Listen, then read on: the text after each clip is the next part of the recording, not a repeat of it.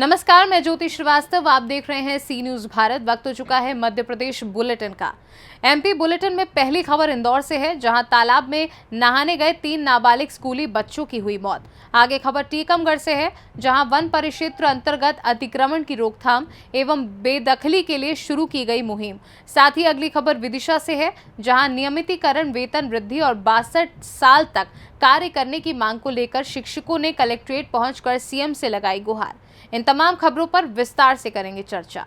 Indore crime branch ने operation प्रहार के तहत एक बड़ी कार्यवाही करते हुए अवैध मादक पदार्थ ब्राउन शुगर की तस्करी करने वाले 2 कुख्यात आरोपियों को पकड़ने में सफलता हासिल की है। पकड़े गए आरोपियों के कब्जे से 13.90 ग्राम ब्राउन शुगर अवैध मादक पदार्थ, जिसकी अंतर्राष्ट्रीय कीमत लगभग 1,50,000 रुपए से अधिक की बताई जा रही है। आरोपी इंदौर शहर सहित आसपास के क्षेत्र में ब्राउन शुगर की तस्करी करते थे। ब्राउन शुगर की तस्करी आरोपी ऑनलाइन कैसीनो गेम खेलने में पैसे हारने के बाद से करने लगे थे, जिन्हें पुलिस ने मुखबिर की सूचना के आधार पर गिरफ्तार कर लिया है। वहीं इस संबंध में अधिक जानकारी देते हुए निमिष अग्रवाल, डीसीपी क्राइम ने क्या कुछ कहा, आइए आपको सुनाते हैं।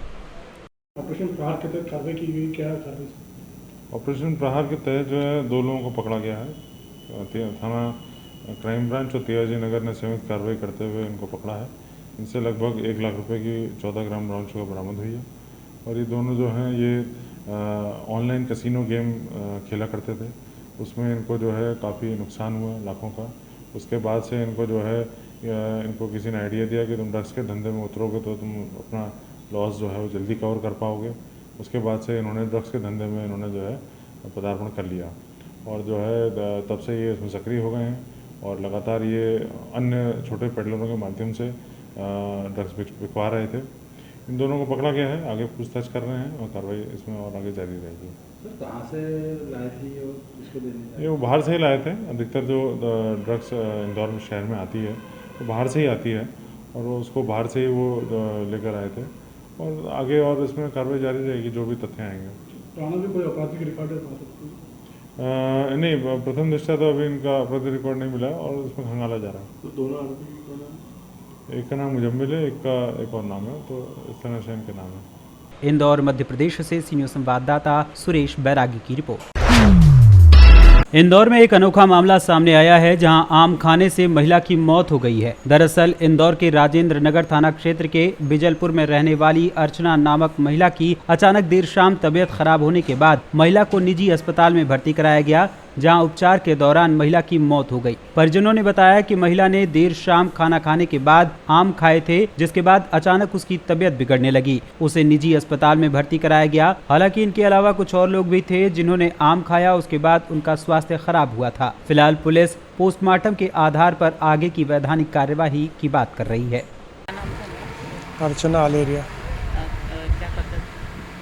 क्या करते थे मतलब? हाँ भाई साहब, बिजलपुर। क्या घटना? ये सर इसने भोजन किया सुबह और आम खाए। उसके बाद शाम को इसका सर दर्द होने लगा 5 बजे। फिर बिजलपुर के ही प्रदीप जी, डॉक्टर जोशी जी, उनको दिखाया। उनने ट्रीटमेंट दिया कि आधा घंटा देख लो आप। आधे घंटे बाद इनको चक्कर आने लगे तो फिर हमने एडमिट किया यूनिक हॉस्पिटल में। इलाज में बीपी कम होने लगा उनका। आपको क्या लगता है ये आम की वजह से? जी सर, आजकल ये पॉइजन बहुत आने लगा है इन फल फ्रूटों में। इसकी वजह से और भी 2-3 केस हमारे यहाँ उसी दिन बीमार हुए। मतलब ये आम में जहर था मतलब? हाँ, ऐसा कुछ लग रहा है। आपका नंबर? बंसीलाल अलेरिया, आप उसके ससुर लगते हैं। अर्चना नाम है, अर्चना अलेरिया, पति चेतन अलेरिया। ये बीजलपुर के रहने वाले हैं और 8 तारीख को ऐसा कहना है घर वालों का कि कुछ आम और कुछ क्या खाया या अज्ञात होने भी क्लियर नहीं है वो चीज़ें। तो उस कारण से इसे हॉस्पिटल में लाया गया था, जहां कल रात्र में 10 तारीख को डेथ हो गई और आज इनका पीएम हुआ है। क्या नाम था? कितनी उम्र है? उम्र 23 साल है। आपका परिचय? मैं थाना राजेंद्र नगर से एएसआई राजेंद्र सिंह चौहान। इंदौर से सी न्यूज संवाददाता सुरेश बैरागी की रिपोर्ट। खबर इंदौर से है, जहां इंदौर के खुड़ैल थाना क्षेत्र के खाती पिपलिया में रहने वाले 3 नाबालिग बच्चे स्कूल से सीधे खेलते हुए पुराने तालाब में जा पहुंचे, जिसमें से एक बच्चा स्कूल ड्रेस उतारकर नहाने के लिए पानी से भरे तालाब में चला गया। जब वो वापस नहीं लौटा तो उसके दोनों साथी नाबालिग बच्चे भी उसको देखते हुए पानी में उतर गए और तीनों के तीनों गहरे पानी में जा डूबे। जब परिजन तलाश करते हुए तालाब के किनारे पहुंचे और बच्चों की स्कूल ड्रेस देखी तो तुरंत परिजनों ने पानी में जाकर देखा तो तीनों बच्चों के शव पानी में उतराते हुए नजर आए। वहीं पुलिस को सूचना दी गई, जहां पुलिस ने तीनों बच्चों के शव को कब्जे में लेते हुए पोस्टमार्टम के लिए भेज दिया। वहीं इस संबंध में अधिक जानकारी देते हुए टीआई अजय गुर्जर और परिजन ने क्या कुछ कहा, आइए आपको सुनाते हैं। सर ये बच्चे स्कूल से जैसे आए और गांव में तीनों बच्चे खेलने के लिए निकल गए। एक तालाब में दूर, बहुत दूर, जहां गांव के किसी की नज़र नहीं जाती ऐसी जगह एक गड्ढा बना हुआ था जेसीबी से, तो जिसमें से एक बच्चे ने कपड़े निकाले और वो उसमें नहाने के लिए उतर गया। 2 बच्चे अपनी यूनिफॉर्म में ही थे, स्कूल की ड्रेस में। वो उसको बचाने में वो दोनों भी डूब गए। अच्छा, मतलब पहला वाला बच्चा डूब रहा था? हाँ, पहला वाला डूब रहा था क्योंकि ये दोनों ड्रेस में थे, तो हमने हमको शंका हो रही कि ये दोनों ड्रेस में तो कोई उतरेंगे नहीं पानी में, तो ये उसको बचाने के चक्कर में उसने इनको भी खींच लिया। फिर किसने देखा है बच्चों को डूबता हुआ? हम पूरे गांव में 2-3 घंटे हम ढूंढते रहे, सारा गांव। फिर हमको सूचना मिली कि यार एक बच्चे के कपड़े रखे हुए गड्ढे के किनारे, तो फिर हम कपड़े से हमने सोचा कि ये बच्चा अंदर हो सकता है। वो जाने के पैर हमने कीचड़ में देखे कि जाने के पैर है, आने के नहीं है, तो हमने फिर वहाँ छलांग लगाई।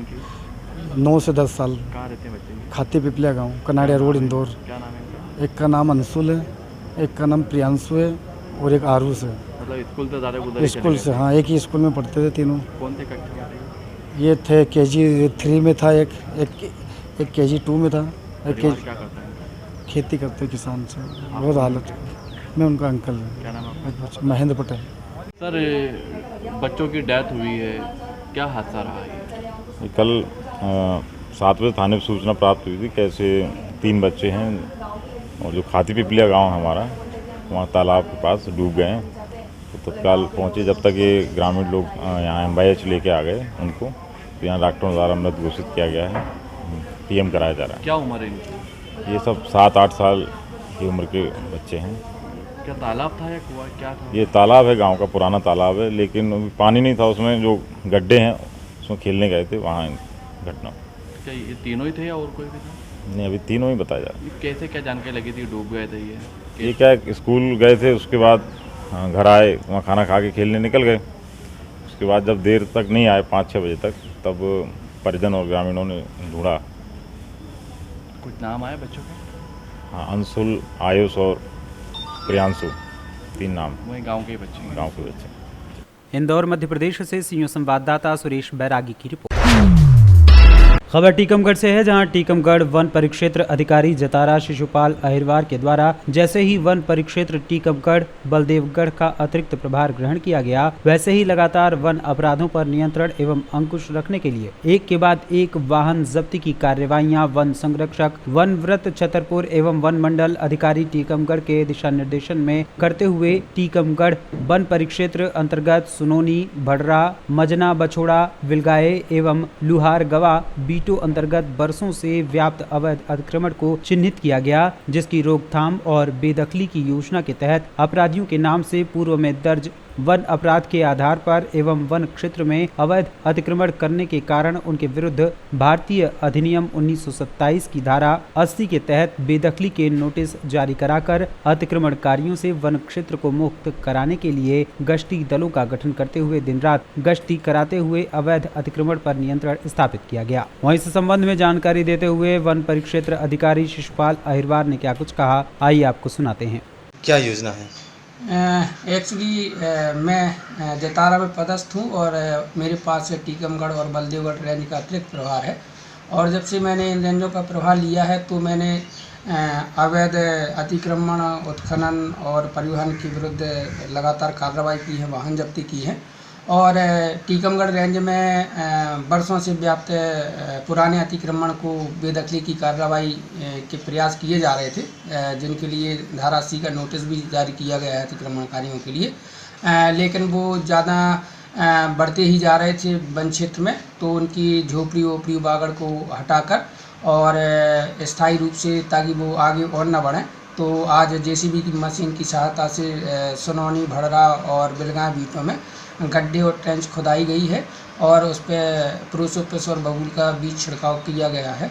अब आगे इसी प्रकार की कार्रवाई करेंगे ताकि गड्ढे होने पे और ट्रेंच खोदने पे ना तो वो ट्रैक्टर से जुताई कर सकते हैं और ना ही उसमें बोनी का काम कर सकते हैं। तो और निश्चित ही इस पर रोकथाम हुई है और आगे हम जैसे ही पूरा वन क्षेत्र मुक्त करा लेते हैं और तो हम इस पर वृक्षारोपण करेंगे और वन क्षेत्र की लगातार सुरक्षा करेंगे।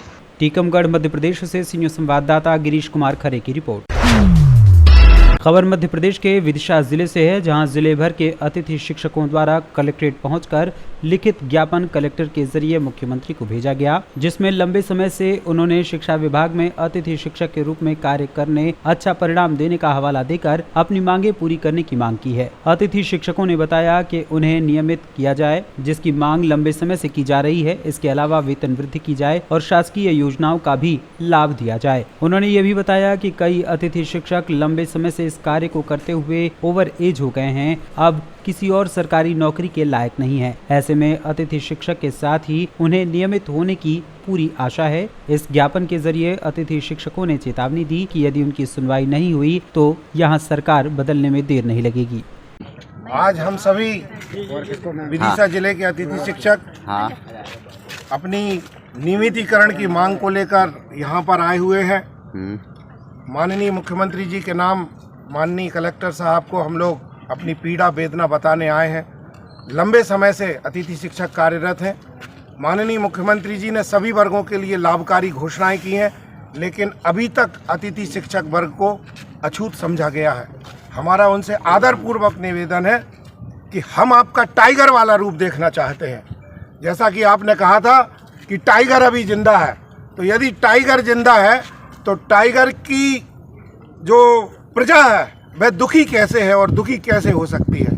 तो आदरणीय मुख्यमंत्री जी, आप अपना टाइगर वाला रूप दिखाइए और हम सभी अतिथि शिक्षक साथियों को, भाइयों को, बहनों को परमानेंट कीजिए और जिन लोगों को निकाल दिया गया है उन लोगों को भी परमानेंट कीजिए। हमारे कई साथी आत्महत्या कर चुके हैं, वे तो अब इस दुनिया में नहीं आ सकते, लेकिन आप हम सबको परमानेंट करके कहीं ना कहीं हम लोगों को न्याय देंगे तो हम सभी आपके आभारी रहेंगे।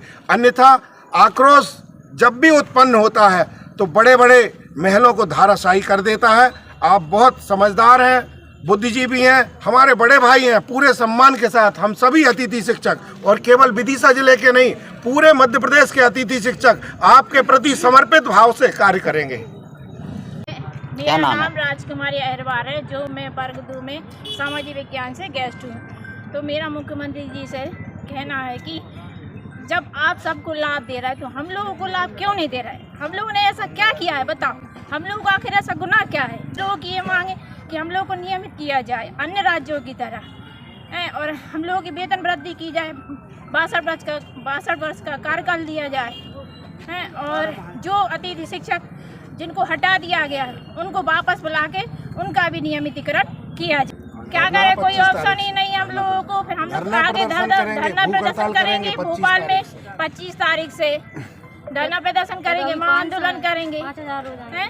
और क्या, अभी 100 है, फिर 200, फिर 500, ऐसी वृद्धि बढ़ती जाएगी। धरना प्रदर्शन करेंगे, बच्चों का नुकसान नहीं होगा। तो अब हम लोग प्रशासन हम लोगों के साथ न्याय नहीं कर रही, अन्याय कर रही, तो कुछ ना कुछ तो हम लोग को करना पड़ेगा कि नहीं है?